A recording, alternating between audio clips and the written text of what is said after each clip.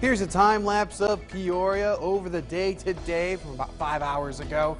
Looking at the Brave Law Center camera, you can see that we saw little peaks of sunshine here and there, but really most of the day has been cloudy, it's been wet, it's been rainy, and now we're at 56 degrees for this evening. So cool conditions out there, and we've seen a lot of the rainfall move on out. That's why we were able to see a little bit of the sunshine before we finished out the day completely. Showers and thunderstorms out to the west, though. Not being as concerned there from Iowa. There's all the rain stretching from Chicago down to St. Louis, and we're seeing less and less of that as we speak here for this evening. Not a lot of rainfall, but we're going to see more in the forecast. I'll have more details coming up in just a bit, but first, WMBD News at 10 starts right now. Tonight at 10, supporting firefighters in West Peoria. See the monthly fundraiser kicking off today to buy equipment for the department. And spring cleaning and making a donation to a local nonprofit. See how one company is making it easy for some Peorians to check a chore off the to-do list. But first, making the COVID-19 vaccine more convenient and bringing it right to you. Good evening and thanks for joining us. I'm Janie Bowman. Today, staff from Advanced Medical Transport turning a cookout clinic into a drive-through clinic. Leaders say more than 100 people getting their shot.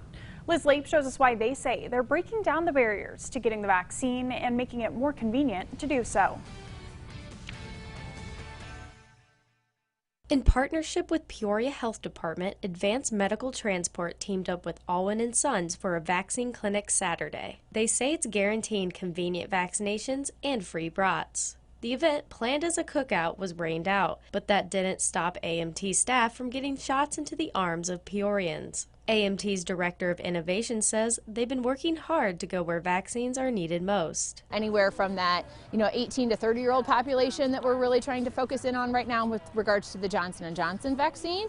And where are we most likely to find them, right? Where can we get it to that, it's essentially right where you are at. Walsh says they're hosting vaccine clinics in places they expect larger groups of people to be at, like stores, concerts, or markets. She says it's reaching more people with no appointment needed. We are now moving into phases where we're just trying to get out into the community, make it easy, accessible. One of the people vaccinated Saturday says life is busy, and he's thankful for the convenience of the clinic. That's what made it happen, actually.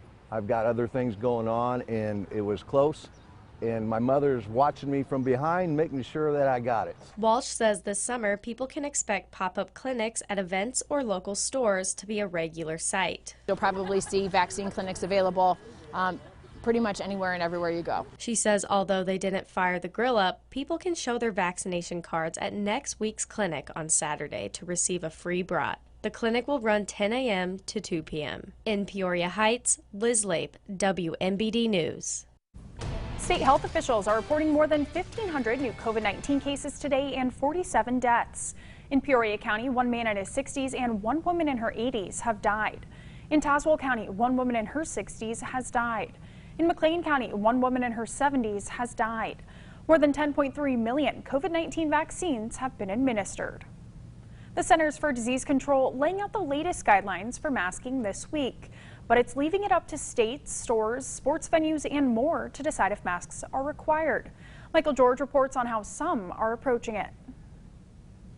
The CDC's new guidelines specifically apply to vaccinated people. People who are unvaccinated should not be taking off their masks. The guidelines, issued as cases went down by a third last week and vaccinations again increased, were left open to interpretation. The state of North Carolina will no longer require you to wear a mask. But there will continue to be a mandatory indoor mask requirement on public transportation, in childcare, in schools, in prisons, and in certain public health settings.